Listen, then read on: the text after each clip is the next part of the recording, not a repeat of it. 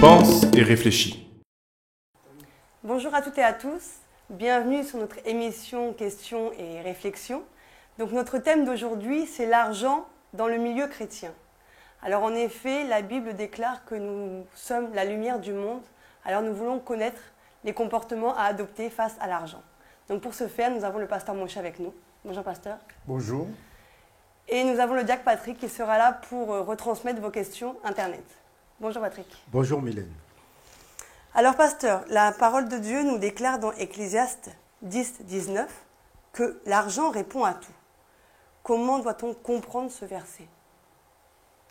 On doit comprendre ce verset dans le sens de l'expérience humaine, c'est-à-dire dans la vie, quand on a de l'argent, on a remarqué qu'avec de l'argent, on peut tout s'offrir. On peut s'offrir les biens matériels, on peut s'offrir les biens, c'est-à-dire les humains, donc on peut corrompre, on peut, pour les hommes, avoir beaucoup de femmes, on peut acheter tout ce qu'on veut avec l'argent, c'est l'expérience humaine. Voilà. Donc ce n'est pas forcément que dans le bon sens. Non, c'est même pas dans le bon sens, c'est une façon de dire, quand on a de l'argent, on peut tout s'acheter. C'est même pas dans le bon sens, c'est pour exprimer ce que l'argent revêt comme puissance sur cette terre. Donc avec l'argent, on peut faire tout ce qu'on veut, sauf bien sûr acheter Dieu. D'accord. Et donc est-ce que l'argent peut aller à l'encontre de notre foi? Ah bien sûr, hein, l'amour de l'argent, il est écrit que l'amour de l'argent est quelque chose qui est c'est la racine de tous les maux.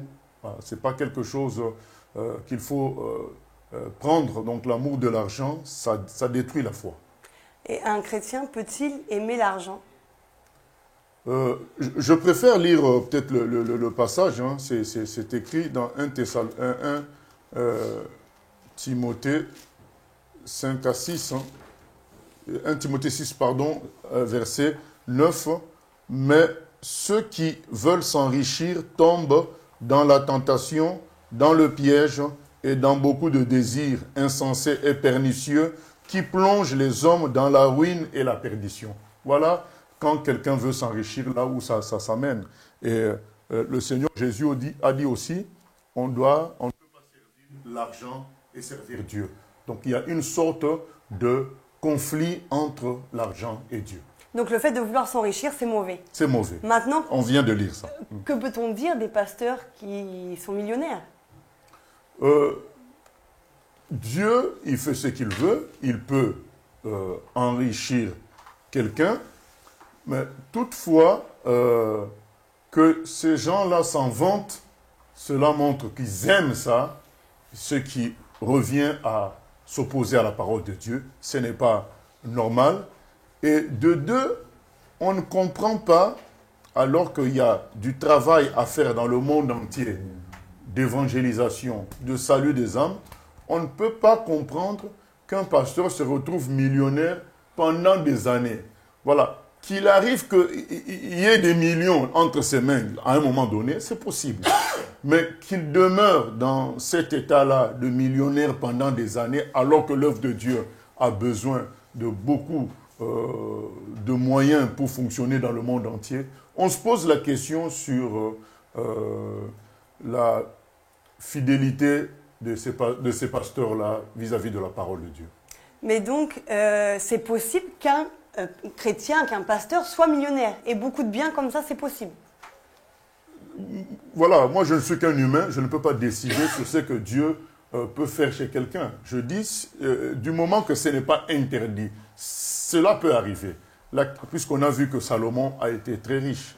Voilà. Si cela peut arriver, l'apôtre Paul a dit, j'ai appris à vivre dans l'abondance comme dans la disette. Cela peut arriver, mais sauf que la question qui vient là, est-ce que ces gens-là aiment ça? S'ils aiment, c'est opposé à la parole.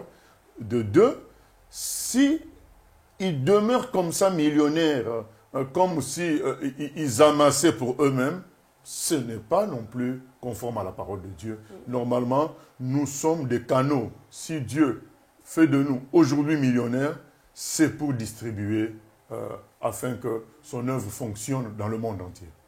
En tant que serviteur de Dieu, peut-on percevoir un salaire? Donc par l'église locale ou par... La rémunération d'un serviteur de Dieu dépend des conditions dans lesquelles il exerce son ministère. Donc il y a des gens qui travaillent sans avoir de salaire, ils travaillent pour Dieu sans avoir de salaire, et à côté ils ont un travail séculier. Il y a des gens qui n'ont pas de travail séculier et qui ne sont pas salariés, qui comptent comme les oiseaux, que Dieu les nourrisse. Et il y a des gens aussi que la communauté a décidé de salarier. Donc ça c'est quelque chose qui est relatif à la communauté à laquelle appartient les serviteurs de Dieu. Mais donc dans ce cas-là, c'est la communauté qui décide. C'est pas le pasteur qui dit moi je travaille en tant que serviteur de Dieu, je veux un salaire. Oui, c'est la communauté qui décide. Le serviteur de Dieu n'a pas à exiger des humains qui les rémunèrent. Le serviteur de Dieu, il prêche la parole, il enseigne, et les gens, en étant enseignés, en recevant la parole, ils vont réaliser qu'en échange, ils doivent s'occuper du serviteur de Dieu, comme c'est écrit dans Galates 6:6, que celui qui enseignait partage ses biens avec celui qui l'enseigne.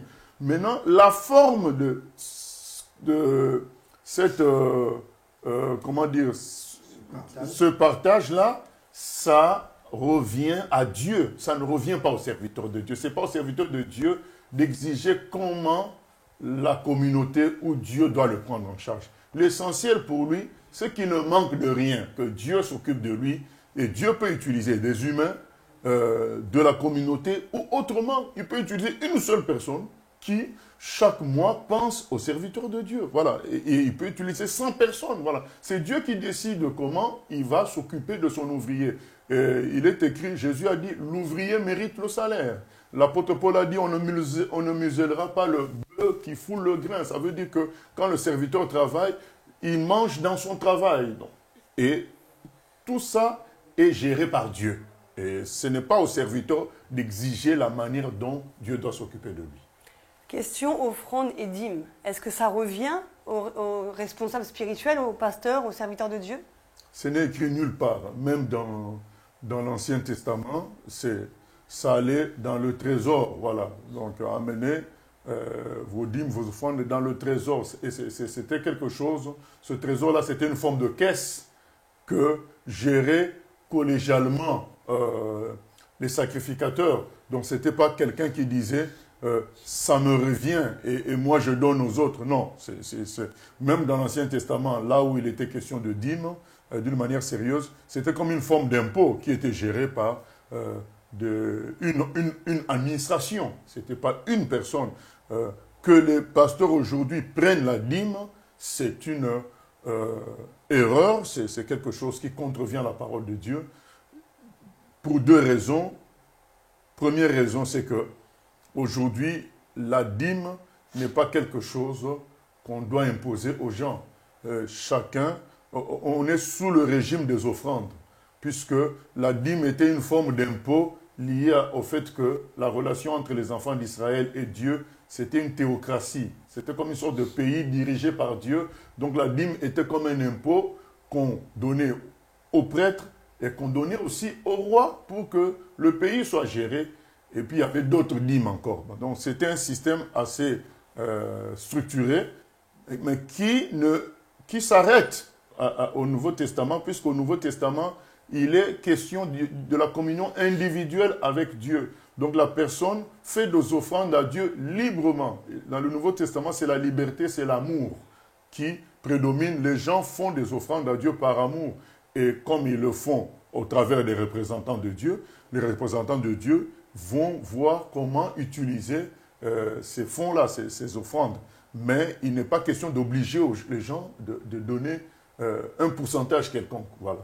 Et deuxièmement, ce n'est pas bon puisqu'ils prennent ça en tant qu'individu. Et cela n'est appuyé par aucun verset. Donc quand on est dans une communauté, quand on est dans une structure, quand il y a des fonds qui entrent, ce n'est pas celui qui prêche ou celui qui se dit pasteur qui doit gérer ça. Il y a une administration, un collège de personnes qui doivent gérer pour la communauté. Donc, dans Actes des Apôtres, chapitre 6, on voit les apôtres qui se sont dit, on nomme des diacres qui vont s'occuper du matériel. Nous, on se préoccupe de la prédication et de la prière. Voilà, donc c'est comme ça que les choses doivent se faire. Donc si on veut bénir un serviteur de Dieu, on lui donne directement, on ne passe pas par les offrandes. Voilà, en tant qu'un frère, donc on peut le bénir directement. En tant que aussi notre enseignant, on peut le bénir directement, on ne passe pas par les offrandes. Maintenant, les offrandes, c'est quelque chose qu'on donne à Dieu. Voilà, si tu te dis, je vais donner à Dieu ce qui m'est cher, je lui mets en offrande. C'est pourquoi là, ça tombe maintenant dans la caisse de la communauté qui a certainement un collège qui gère. Et cette caisse n'est pas forcément dirigée par le pasteur de l'Assemblée. Non, puisqu'il faut qu'il y ait une forme de... donc, quand on dit ce n'est pas dirigé, c'est dans le sens où ce n'est pas lui qui garde l'argent. Mais par rapport à la gestion de toute la communauté, s'il en a la responsabilité, il doit savoir, il doit être au courant et puis intervenir dans la gestion, mais ce n'est pas comme si ça lui revenait en main propre et que c'est lui qui décide. Non, voilà. Peut-on faire payer des biens spirituels, tels que la prière, la délivrance ou... Mais non, il est écrit dans le même passage que je venais de lire là, que au verset 6, c'est en effet une grande source de gain que la piété. Voilà, je peux commencer au verset 3. Si quelqu'un enseigne de fausses doctrines et ne s'attache pas aux saintes paroles de notre Seigneur Jésus-Christ et à la doctrine qui est selon la piété, il est enflé d'orgueil, il ne sait rien, il a la maladie de questions oiseuses et des disputes de mots. D'où naissent l'envie, le querelle, les calomnies, les mauvais soupçons, les vaines discussions d'hommes corrompus, d'entendement privés de la vérité et croyant que la piété est une source de gain. La piété ne peut pas être une source de gain.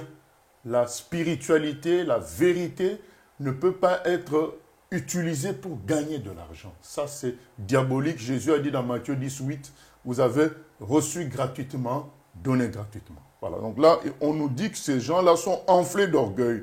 Ils ne sont pas dans la doctrine de Jésus-Christ. Voilà, ils sont sortis de la saine doctrine. Ceux qui font payer... Tous ces points-là doivent nous alerter, en tout cas. Voilà, quand on voit que pour rencontrer un pasteur, on doit donner de l'argent, on doit refuser ça, on doit comprendre que c'est un faux pasteur. Mais malheureusement, il y a des chrétiens qui... attachés à la vérité, ils vont payer quand même parce qu'ils ont besoin de quelque chose. Et en payant comme ça, ils encouragent le système. C'est pas bon, parce que celui qui encourage le système est aussi complice. Voilà. Donc on ne peut pas payer avant de rencontrer un serviteur de Dieu, de payer avant qu'on l'on prie pour nous. On ne doit pas payer une prédication. Pour écouter une prédication, on doit payer. Il y a un problème. Les choses spirituelles ne doivent pas être source de gain. Et par rapport donc à la communauté, en général, les livres qui peuvent être écrits ou les CD produits ou des concerts qui sont organisés, peut-on faire payer? Non, les concerts, on ne peut pas les faire payer. C'est-à-dire que tu fais payer l'adoration à Dieu. C'est absurde. C'est Dieu qui nous a tout donné, la respiration, l'inspiration. Voilà, comment on peut faire payer l'adoration alors que nous, on veut que le monde entier adore Dieu. Donc si on devait fixer le prix au monde entier, vous vous imaginez, on deviendrait hyper milliardaire. C'est faux tout ça. C'est des pratiques qui se sont installées progressivement dans l'Église. Même la vente de livres, tout ça, il y a des gens qui diront, mais quand même, c'est écrit, vous avez reçu gratuitement, donné gratuitement. Je sais que ça paraît lourd ce que je dis, mais c'est ça la vérité biblique. C'est ça la vérité biblique. Mais pasteur, les arguments qu'on va vous donner, c'est pour une salle de concert, on paye la salle. Pour un livre, il y a quand même l'imprimeur à payer. Pour enregistrer des CD, il y a le studio à payer. Comment on fait? La question, c'est qui t'a envoyé faire un concert? Qui t'a envoyé écrire un livre? Si c'est toi-même, donc ne dis pas que c'est le livre de Dieu. C'est le message de Dieu. Donc si tu prétends que le concert c'est pour la gloire de Dieu, en quelque sorte c'est Dieu qui le veut. Si tu prétends que le livre que tu fais c'est pour la gloire de Dieu, c'est le message de Dieu aux hommes. Alors que Dieu paye, c'est que les frais qui sont liés à ce que lui veut donner aux hommes. Si Dieu veut que les gens écoutent la musique, qu'il l'honore, qu'il le glorifie, qu'il paye. Voilà. Donc les gens n'ont pas à s'engager dans des entreprises qui sont entre parenthèses de Dieu, mais eux, ils demandent l'argent. Non, si c'est de Dieu, que Dieu donne les moyens pour que le travail soit fait. Donc la réponse est celle-là. C'est qui t'a envoyé? Si c'est Dieu qui t'a envoyé, ben qu'il paye. Donc s'il n'y a pas de moyens, on ne fait rien. On ne fait pas ce qu'on aimerait faire s'il n'y a pas de moyens. Donc on attend que Dieu donne les moyens. C'est comme si vous alliez acheter un pain dans une boulangerie et puis le vendeur vous dit, écoutez madame, je ne suis pas payé, ça fait 2 mois. Qu'est-ce que vous avez à voir avec tout ça? Vous êtes venu acheter votre pain. Donc quelqu'un va venir écouter la prédication, vous lui dites, mais on n'a pas payé la salle, donné pour la salle. Mais lui dit, mais non, mais moi je suis venu écouter la parole de Dieu. Qui vous a demandé de prêcher? Donc je dirais au vendeur à la boulangerie, mais qui vous a embauché? Oui, mais c'est tel patron, mais qu'il vous paye. Ah, mais il ne paye pas. Eh bien, ne travaillez pas. Voilà, c'est aussi simple que ça. Mais moi, en tant qu'acheteur de pain, je ne peux pas porter la charge du loyer ou bien des travailleurs. Donc, c'est ça. Donc, quand on fait porter la charge aux gens à qui Dieu veut s'adresser, on est dans le conflit total par rapport à la vérité. C'est faux tout ça. C'est Dieu qui veut s'adresser aux gens, eh bien, que Dieu donne les moyens. Quand Jésus-Christ a envoyé les apôtres, dans Luc 9, dans Matthieu 10, il leur a demandé de ne même pas prendre leurs propres moyens. Parce que Dieu allait s'occuper. Dans Luc 22, 35, quand ils reviennent, ils disent, quand je vous avais envoyé sans argent, sans sac, sans bourse, sans vêtements, est-ce que vous avez manqué de quelque chose? Ils ont dit, de rien. Donc Dieu est capable de financer, de soutenir son œuvre. Donc tous ceux qui vendent, je ne dis pas que c'est des faux serviteurs. Là, je ne parle pas de prières. Les prières et les visites pastorales, tout ça, ça c'est des faux serviteurs. Mais tous ceux qui peuvent vendre des livres, des CD, ainsi de suite, beaucoup le font par héritage. Voilà, ils ont vu ça chez les prédécesseurs et ils continuent. Mais aujourd'hui, on doit se réveiller. Le Seigneur viendra prendre une église parfaite. Il faut qu'on arrête avec ces choses-là, qu'on revienne à la vérité. Oui, il y a une internaute. Il y a une internaute qui pose une question par rapport aux offrandes.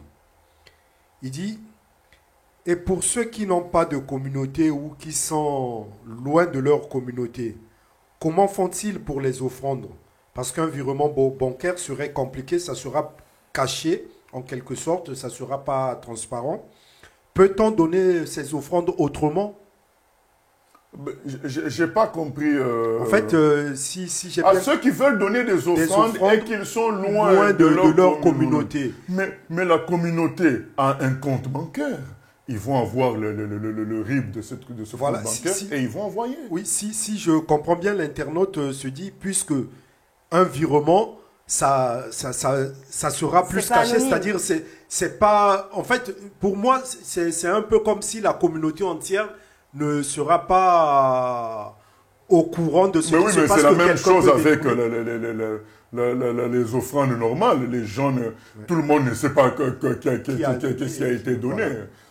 Ça, c'est une question de confiance. Vous savez, dans le travail de Dieu, du moment qu'on s'est installé dans les rôles, donc on doit faire confiance en Dieu qui pilote tout. Donc voilà, ça sera plus caché là. Je crois que c'est dans ce sens-là, ou encore dans le sens où ça sera visible, que tout le monde va savoir à peu près ce que tu as donné. C'est dans les deux sens, sa question, parce que bon, c'est pas tellement précis, mais je pense que c'est dans les deux sens là. Et donc elle dit, peut-on donner ces offrandes autrement? Non, moi je pense qu'il faut utiliser le moyen le plus simple. Il ne faut pas se compliquer. Il y a des RIB. Des gens, les numéros de compte bancaire, on envoie dans le compte bancaire de l'église officielle. Et puis on fait confiance à ses frères et ses soeurs. Voilà, mais de toute façon, c'est un compte officiel. Donc après, il y a un bilan qui se fait. Il y a des gens dans l'église qui, aujourd'hui, par exemple, une vraie église qui se respecte doit laisser la possibilité à tout membre de vérifier les comptes. Voilà, c'est cela. Pasteur, un berger peut-il faire des appels de fonds? Nous allons construire de nouveaux bâtiments, nous allons... pour inciter les bien-aimés à... On voit dans la Bible, oui, David a fait cet appel-là pour la construction du temple et pour certaines d'autres choses en Israël. Dans le Nouveau Testament, l'apôtre Paul aussi a fait appel à un appel de fonds pour aider l'église de Jérusalem. Mais c'est des appels ponctuels. Voilà. Ce n'est pas quelque chose qu'on doit faire systématiquement comme si on dépendait des hommes. Au fait, on le fait pour faire participer les hommes à l'œuvre de Dieu. D'ailleurs, Paul, dans un des passages, il dit que je me réjouis de ce que vous m'avez envoyé, non pas pour moi que ça m'enrichit ou quoi que ce soit, mais parce que vous, ça vous fait faire un acte d'adoration auprès de Dieu qui sera accepté comme un parfum de bonne odeur. Voilà, il se réjouissait que ces gens-là exprimaient leur amour à Dieu en l'aidant lui financièrement. C'est le but pour lequel nous intéressons tout le monde. Nous ne voulons pas être le seul à donner pour Dieu, le seul à nous sacrifier pour que la gloire nous revienne. Donc, il faut que les frères et sœurs participent à l'œuvre de Dieu. Donc, on voit dans les Actes des Apôtres, c'est tous les frères et sœurs qui donnaient, il y en a qui, la plupart vendaient leur maison qu'ils avaient certainement en plus et venaient donner l'argent aux pieds des apôtres. Voilà, donc c'est tout le monde qui participait. Mais ce n'est pas quelque chose qu'on installe d'une manière systématique, comme si on disait aux gens, sans vous, l'œuvre de Dieu ne peut pas fonctionner. Ça, c'est un message négatif et faux et qui déprécie la gloire de Dieu, qui déprécie la valeur de Dieu. Dieu n'a besoin de personne. Si aujourd'hui les gens donnent, c'est que Dieu veut les élever à travers ce qu'ils donnent. Parce qu'au ciel, ils auraient contribué, donc ils auront une élévation au ciel correspondant à leur contribution sur terre. Comme c'est écrit, les œuvres des saints les suivent au ciel. Donc Dieu va te nommer général, il va te nommer colonel, admettons, au ciel, sans que tu aies fait. Non, sur terre, on est appelé à faire des œuvres ce sont ces œuvres-là qui vont faire notre place aussi au ciel. Voilà, donc c'est dans ce sens-là, c'est qu'on intéresse les frères, puisqu'on travaille en collaboration pour que nous tous on contribue. Maintenant, on le fait d'une manière comme enseignement, mais pas comme une sorte de demande intempestive de fonds qui vise le racolage, la pression. Non, ça, ce n'est pas biblique. Donc les appels de fonds répétés, les CD qu'on fait payer, les concerts, etc., ça C'est peut pas démontrer, ça peut cacher un manque de foi? Ça peut cacher un manque de foi et surtout, ça déprécie Dieu.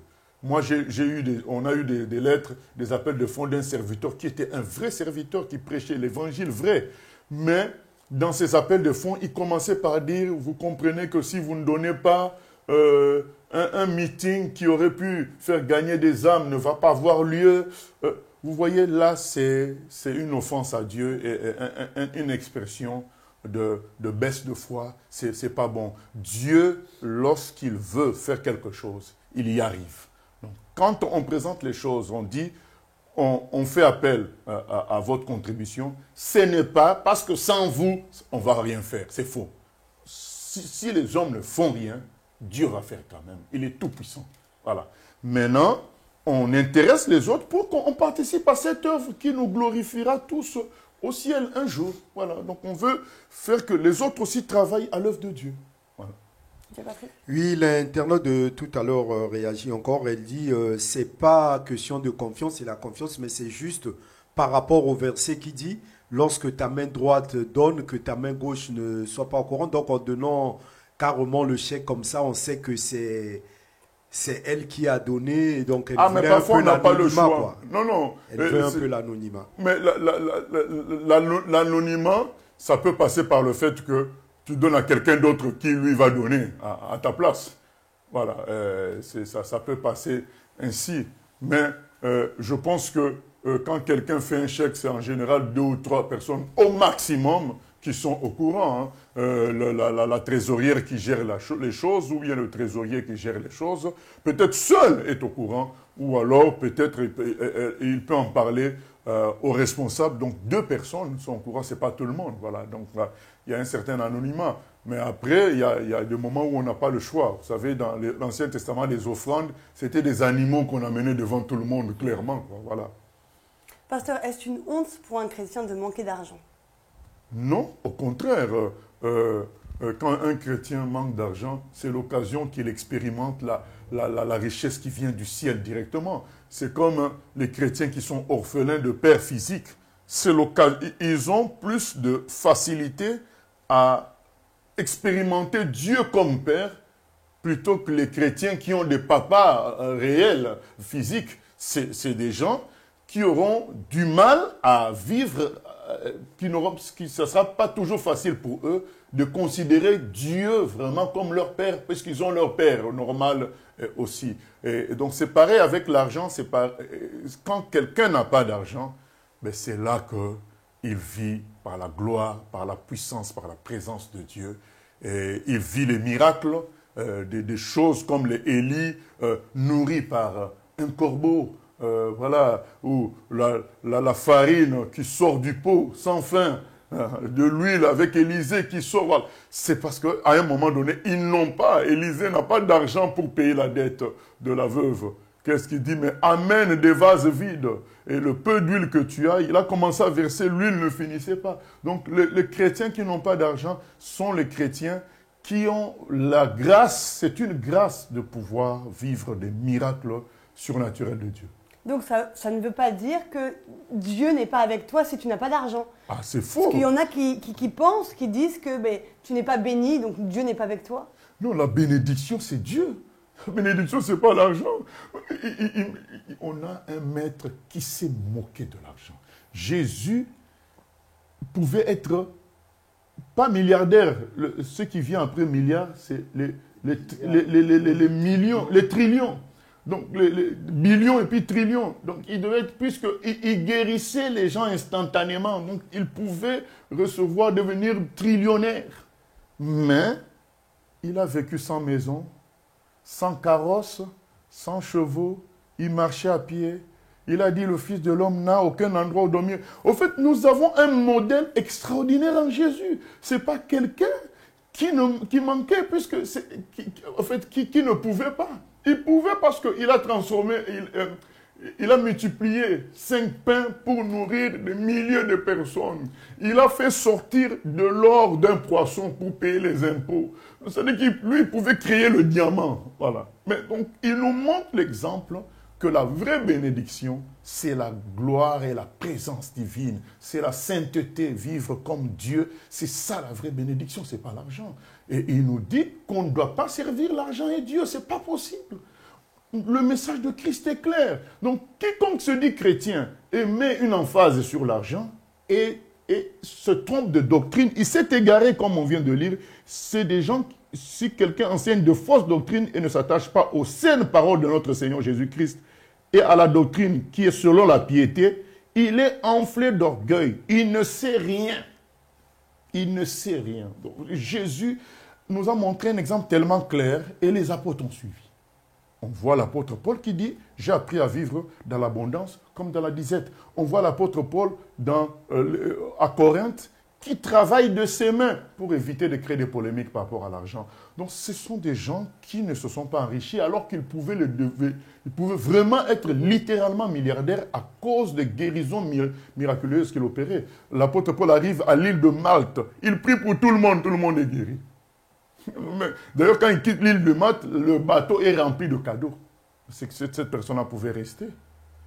Il arrive dans une ville, le proconsul, c'est-à-dire le roi de la ville se convertit. Mais donc, il pouvait s'acheter, offrir des parcelles. Voilà. Mais ce ne sont pas des gens qui... Mais il a continué 2 jours après son chemin. C'est des gens qui nous ont montré que l'argent, c'est rien. Moi, je dis, Jésus s'est moqué de l'argent. Il a marché sur l'argent. Il a dit, c'est moi la vraie bénédiction, ce n'est pas tout ça. Donc l'argent est un véritable faux Dieu. Ça prend la place. Ça a tendance à prendre la place de Dieu. Donc c'est pourquoi Dieu se met en opposition avec l'argent. Voilà. Il y a une question Internet. Donc l'internaute dit, quelle est la différence entre donner directement au pasteur et mettre l'offrande dans le panier? Ça plaît pareillement à Dieu? Non, ça ne plaît pas. Ça plaît à Dieu, mais ce n'est pas pareil. Voilà. L'offrande, c'est sans destination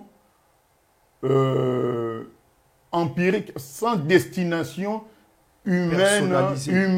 sans destination humaine, une fonctionnalité humaine.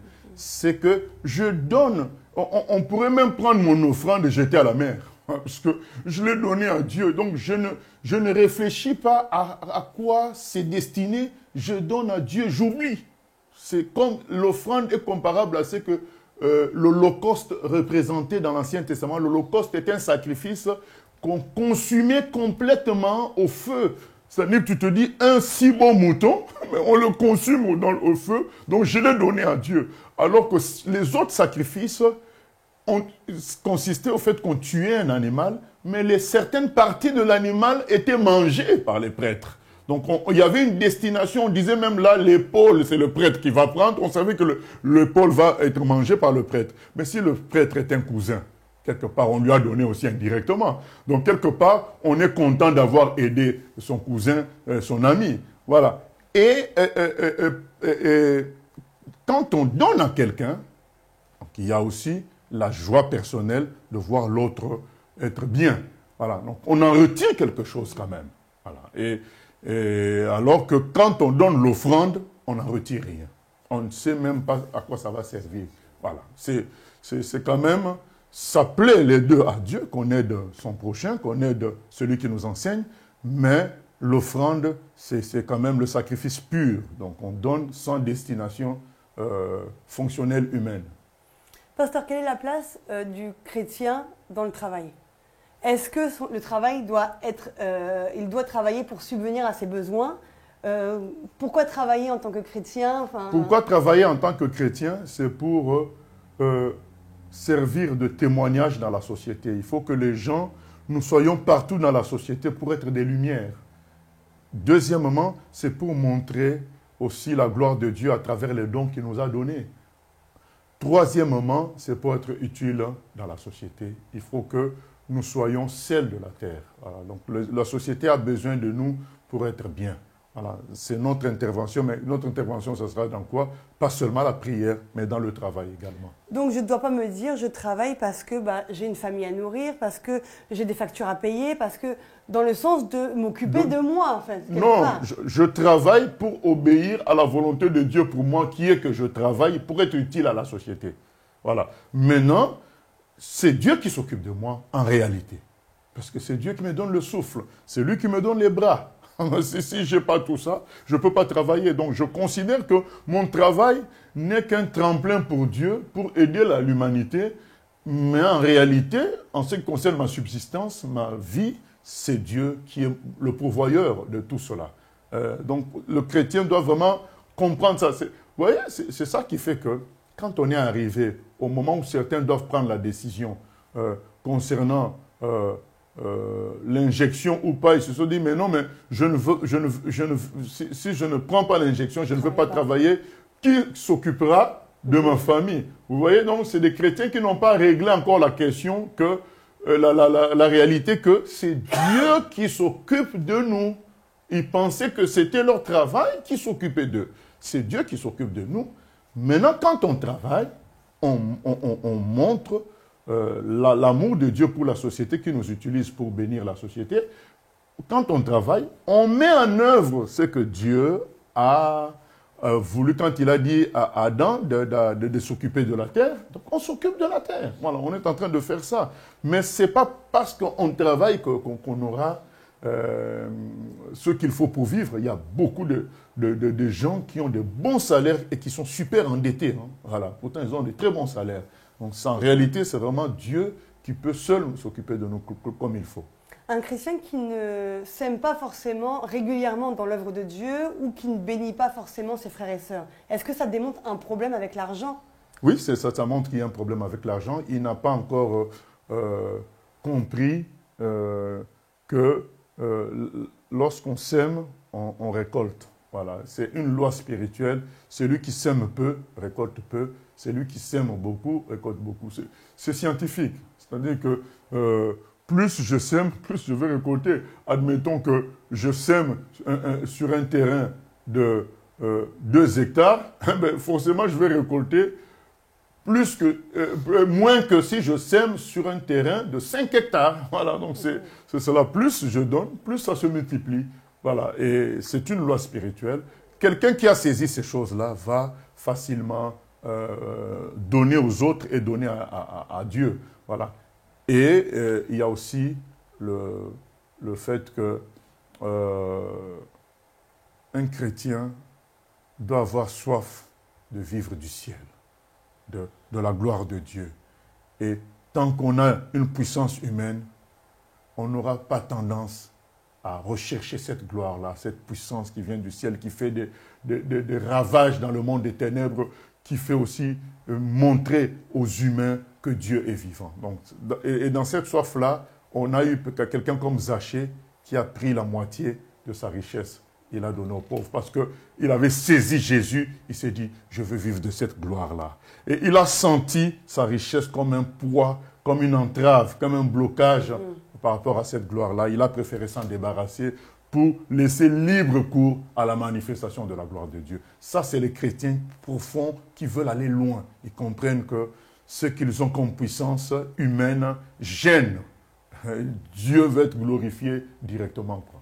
Mais un chrétien donc, qui ne s'aime pas forcément parce qu'il est attaché à l'argent, quelque part, c'est contradictoire au fait de semer et de récolter. Parce que si je sème beaucoup, je vais récolter beaucoup.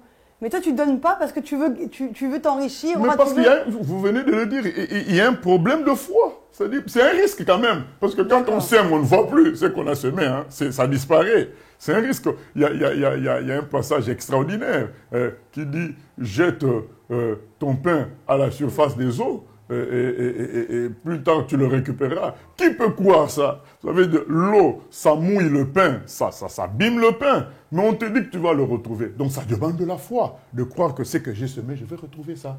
Mais quand on a la foi maintenant, on se dit, mais ça c'est le plus beau jeu, le plus beau casino auquel je peux jouer, c'est avec Dieu. Donc je lui donne, je vais retrouver encore plus grand. Voilà, c'est ça.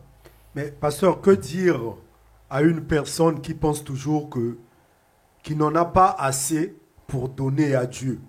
Ceci dit, mais oui, mais j'ai pas assez d'argent si je donne à Dieu. Mais après, oui, j'ai quand même des factures à côté, j'ai quand même... voilà, parce qu'il y a des gens qui ne donnent pas à Dieu, supposant qu'ils n'en ont pas assez pour donner à... Je dirais qu'ils ont un problème de communion avec Dieu. Parce que s'ils étaient vraiment en communion avec Dieu, ils entendraient la voix du Saint-Esprit qui a poussé une veuve dans Luc 21, à donner les 2 seules pièces qu'elle avait pour vivre. Elle a donné tout.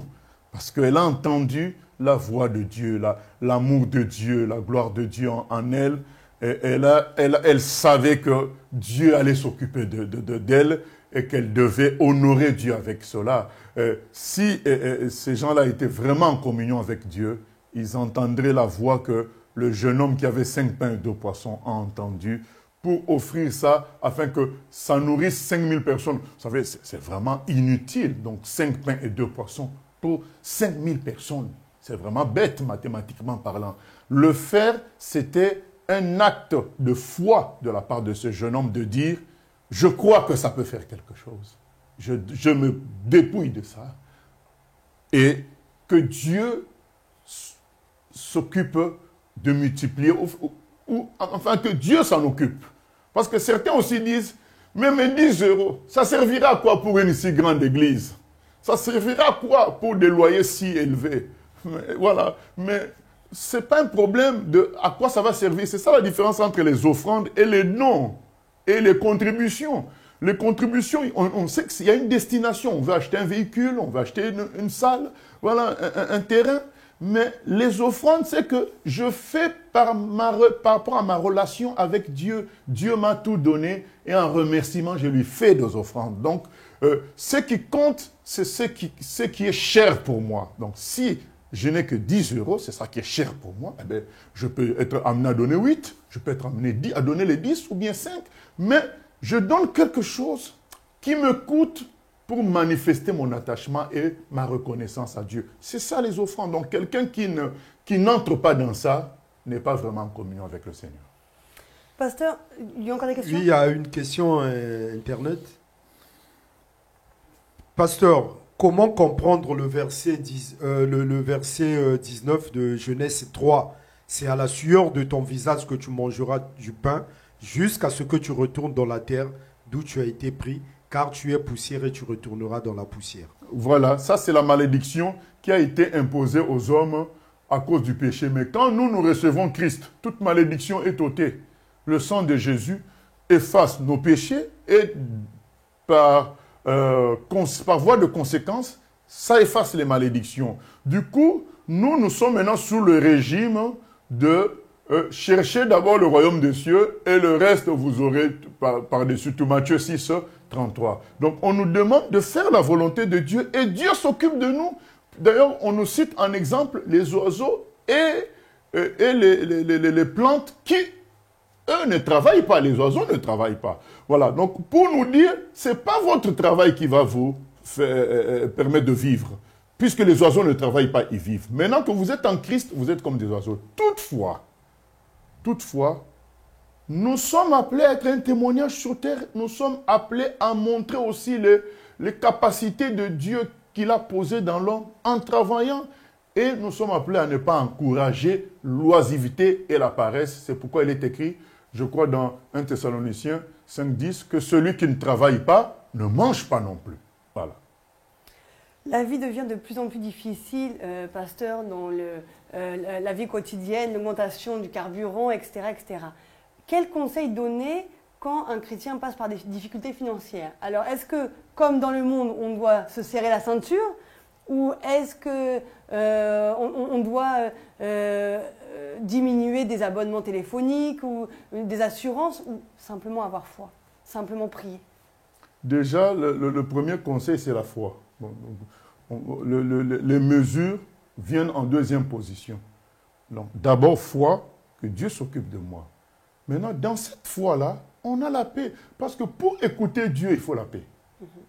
S'il n'y a pas la paix, on ne va pas bien entendre la voix de Dieu. Si on est pris par des mouvements d'inquiétude, des mouvements, on entend les infos qui disent ceci, on entend les oiseaux de mauvais augure qui prédisent telle catastrophe, ainsi de suite. Alors, on est pris, on est ballotté par toutes ces mauvaises pensées de souffrances à venir.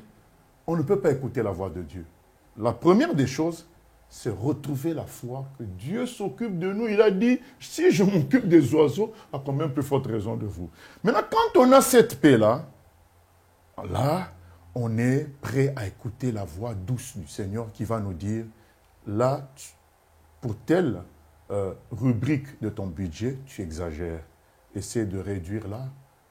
Mais ce même Dieu-là peut dire, mais pour telle autre rubrique, tu augmentes. Ah, voilà, c'est ça les surprises qu'on a avec lui. Voilà. Donc, il va nous discipliner à ne pas gaspiller. Parce que quand Jésus a multiplié les pains et les poissons, il a demandé à ce qu'on ramasse les restes. Ça a fait 12 paniers. Donc, ça veut dire que là où Dieu va nous demander de serrer, ce n'est pas par manque, c'est par refus de gaspillage.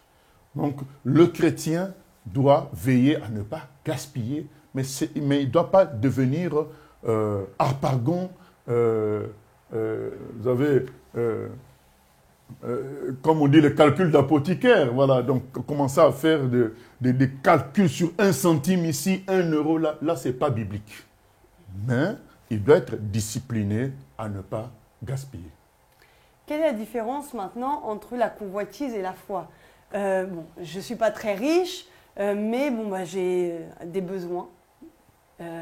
J'ai besoin de m'acheter des vêtements ou quoi. Alors là, comment discerner si je suis dans la convoitise parce que j'ai vu une belle paire de chaussures et que je la veux, ou j'ai la foi que Dieu va pourvoir à mes besoins, je m'achète cette paire de chaussures-là? La convoitise se distingue du désir simple par le fait qu'on n'est pas bien quand on manque de cette chose-là. Quand quelqu'un veut, comme ça, comme un désir d'une maison, ce n'est pas encore de la convoitise.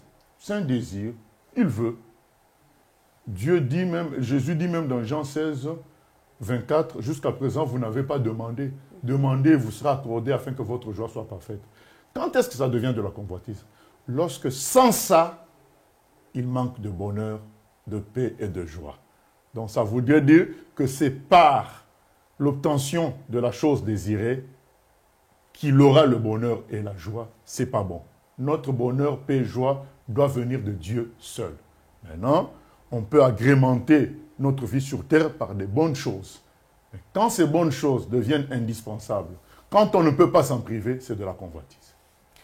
Oui, mais ça produit toujours un plaisir, quelque part. Même si c'est pas de la convoitise, malgré tout, bah, ça procure comme un plaisir. J'avais pas de manteau, j'ai froid, je me suis acheté un manteau.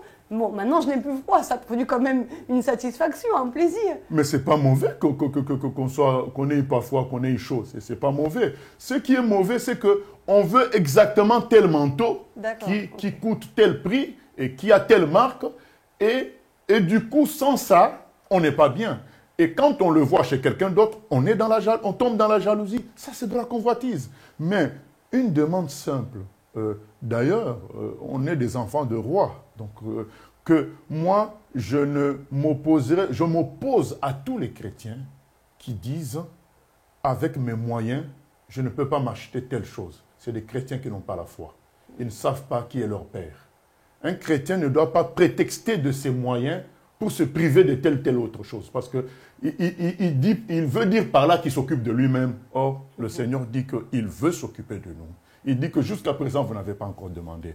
Un chrétien, par contre, il ne doit pas, non plus parce qu'il n'a pas pu obtenir quelque chose, devenir malheureux. Donc, ça veut dire qu'il est dans la convoitise. Voilà, cet équilibre-là doit être respecté. Jamais faire des projections en fonction de ses moyens. On doit faire des projections en fonction des capacités divines. Maintenant, dans ces projections-là, être prêt à ce que Dieu nous dise non. Pour toi, je ne veux pas ça pour le moment, mais ce n'est pas parce que tu manques de moyens. C'est juste que moi, je ne veux pas pour le moment, je veux que tu passes par tel chemin pour le moment. Voilà. Tout à l'heure, on a mentionné le verset, le passage de Matthieu 6, donc les oiseaux du ciel qui ne sèment ne moissonnent, les fleurs des champs. Là, on parle juste du manger et du vêtement. Mais malgré tout, ce verset-là, est-ce qu'on peut dire qu'il englobe tous les besoins du Il englobe tout. Mais vous savez, Dieu est tout puissant. Il est tout puissant. Jésus, quand il était avec les apôtres, il a tout réglé. Il a calmé la tempête. Ils étaient en danger. Il a calmé la tempête. Il a payé l'impôt avec Pierre. Il a multiplié les pains. Voilà. Il leur a dit même, je vous envoie. Mais ne prenez rien. Donc, et quand on va vous recevoir dans une maison, restez-y. Donc, il leur a appris qu'ils devaient vivre de Dieu. Là où Dieu les amène, ils dorment, ils mangent, et qu'ils ne compliquent rien. Parce qu'aujourd'hui, il y a des gens qui vont compliquer. C'est pourquoi Dieu, aujourd'hui, n'a pas beaucoup de missionnaires. Aujourd'hui, on est devenu compliqué. On veut la fierté personnelle. Mais là, ces apôtres étaient entre les mains de Dieu et Dieu faisait ce qu'il voulait avec eux. Donc ils s'occupaient de tout. Oui, il y a des questions Internet. Donc, il y a une internaute qui revient par rapport aux offrandes. Il dit, par rapport aux offrandes, quelquefois, on donne beaucoup, mais on ne reçoit pas forcément le retour de notre Dieu en argent. Ça peut être d'autres bénédictions où le Seigneur veut tout simplement, où le Seigneur veut nous enseigner en nous, laissant quelquefois son retour matériel. Je pense qu'on ne discerne pas souvent les cadeaux de Dieu qui viennent en retour. Quelqu'un peut s'aimer effectivement 50 €, mais il ne va pas retrouver 5 000 € dans son compte bancaire forcément, mais il peut recevoir une voiture en cadeau. Il peut recevoir une aide dans la réparation de sa maison sans payer le frère qui lui fait les travaux. Voilà, donc je crois qu'il y a beaucoup de retours. Ça devait être une de nos activités que de repérer les retours du Seigneur. On sera étonné, on va le louer terriblement parce qu'on ne fait pas ce travail-là de surveiller les retours du Seigneur. Prenons le temps de surveiller les retours du Seigneur. on sera rempli de louanges à lui faire. Voilà, donc c'est un exercice à faire. Mais comme dit la personne, effectivement, le retour ne se fait pas forcément directement en argent, mais se fait par d'autres moyens, par d'autres soutiens. Ça peut se faire aussi par le fait que tout le monde dépense dans une rubrique de budget, mais nous, on est soulagés parce que telle chose s'est arrivée, ça nous a arrangé. Voilà. Donc, il y a plein de choses comme ça. Voilà. Mais il y a les retours du Seigneur. Est-il vrai qu'un chrétien qui donne rarement les offrandes s'appauvrit? Bien sûr, bien sûr. C'est une loi spirituelle. Celui qui sème peu, moissonne peu. Même si s'appauvrit, il va quand même vivre. Il va avoir le minimum puisque Dieu est son Père. Mais il ne va jamais expérimenter la prospérité liée au fait qu'on sème et qu'on récolte. Il ne va pas expérimenter ça. Est-ce que les offrandes et les dons doivent obligatoirement être versés dans la caisse de l'assemblée locale ou est-ce qu'on peut les verser à d'autres personnes, associations, selon les besoins? Non, ce n'est pas l'homme qui décide. Nous sommes des gestionnaires de Dieu. Les moyens que nous avons, c'est à Dieu. Il y a des gens qui décident, ben, je vais envoyer à gauche, je vais envoyer... Non, c'est l'esprit qui nous conduit dans la manière de faire. Bien sûr, l'assemblée dans laquelle nous sommes étant la voie naturelle de faire les choses avec Dieu, mais on peut donner à d'autres personnes. Mais dans tout ça, c'est Dieu qui contrôle, qui doit diriger. Pasteur, on va finir rapidement. Quelques questions encore. Est-ce qu'un chrétien qui a des dettes, comment faire? Je ne sais pas, des découverts ou alors il est fiché à la Banque de France ou des paiements qui n'ont pas été, qui ne sont pas passés au niveau de la banque. Enfin voilà, comment... Oui, une telle personne doit revoir sa manière de dépenser. Certainement, il y a des excès à gauche, à droite, il doit revoir ça avec Dieu. Et ce n'est pas des situations qui doivent se répéter. Ça peut arriver une ou deux fois, mais après, on doit être sérieux avec soi-même. Peut-être que Dieu veut nous éduquer à dépenser d'une manière sobre. Voilà, donc ça doit être vu avec le Seigneur. Certainement, il y a des choses à corriger avec ces chrétiens-là. Un chrétien peut-il être pauvre? Un chrétien n'est pas du tout pauvre. C'est impossible pour la simple raison que c'est Dieu qui est son Père. C'est impossible. Donc, maintenant, d'une manière humaine, oui, un chrétien peut sembler manquer. Mais l'apôtre Paul dit, nous manquons peut-être, c'est mieux de voir le verset dans 2 Corinthiens, dans 1 Corinthiens 6, 11, non, dans 2 Corinthiens, pardon, 6, il dit, nous manquons, mais nous sommes riches, je crois.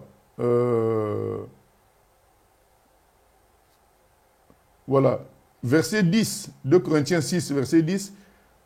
Comme attristés et nous sommes toujours joyeux, comme pauvres et nous en enrichissons plusieurs, comme n'ayant rien et nous possédons toutes choses. Oui, physiquement, je peux n'avoir rien, mais comme l'univers est à mon Père, c'est à moi. Et mon Père va décider à quel moment je vais user de telles choses qu'il a placées dans l'univers. Donc, un chrétien peut passer toute sa vie avec un compte bancaire vide, mais tout en vivant comme un riche. Parce que son Père, à chaque fois, lui donne ce qu'il faut au moment qu'il faut. Voilà. Donc, un chrétien n'est pas pauvre, c'est impossible, mais il peut être pauvre selon la logique humaine, mais vivre toujours agréablement. Pasteur, je vais clôturer par le proverbe 30, versets 8 à 9, qui dit « Ne me donne ni pauvreté ni richesse, de peur que dans l'abondance je ne te renie, et ne dise qui est l'Éternel, ou que dans la pauvreté je ne dérobe et ne m'attaque au nom de mon Dieu. » N'est-ce pas une prière que tout chrétien devrait faire?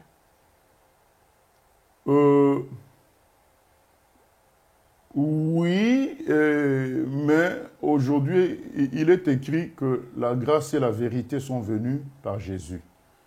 Ce verset, maintenant, à la lumière de la sagesse que Christ nous donne, nous devons le comprendre de cette manière. Attention, la richesse fait tomber beaucoup de personnes. Alors Dieu, je veux que si tu m'appelles à gérer des richesses, que tu me prépares dans l'humilité, dans la simplicité et dans l'amour pour toi d'une manière totale pour que l'argent ne me fasse pas tomber. Parce que nous ne devons pas non plus freiner l'appel de Dieu. Parce que l'écrivain de ce verset a été très riche malgré tout. Voilà. Donc il y a aussi l'appel de Dieu. On ne peut pas, lorsque Dieu a décidé de me faire fonctionner d'une manière, je ne peux pas décider que je n'en veux pas parce que je risque de tomber. Je dois demander à Dieu son aide pour que je tienne dans cet appel. Voilà. Donc, deuxièmement, on doit dire, Seigneur, aide-moi à croire que même quand je n'ai pas, je peux tout te demander. Voilà. Donc, que je ne sois pas, comme il dit, pauvre, que je ne sois pas non plus très riche parce que, non, nous on doit dire plutôt, Seigneur, si ton appel c'est que je sois riche, alors prépare-moi, change mon cœur, que je sois attaché aux choses du ciel plutôt que aux choses d'en bas. Et si tu permets que je n'ai pas du matériel visible, eh bien, donne-moi la foi en mon compte bancaire, au fait que j'ai un compte bancaire au ciel qui pourvoira mes besoins toute la vie, de sorte que je garde la foi en toi et je sois toujours un vrai serviteur. Nous arrivons à la fin de notre émission. Pasteur, y a-t-il un dernier mot? Le dernier mot, c'est que nous devons nous moquer de l'argent comme notre maître. Moi, j'aime Jésus.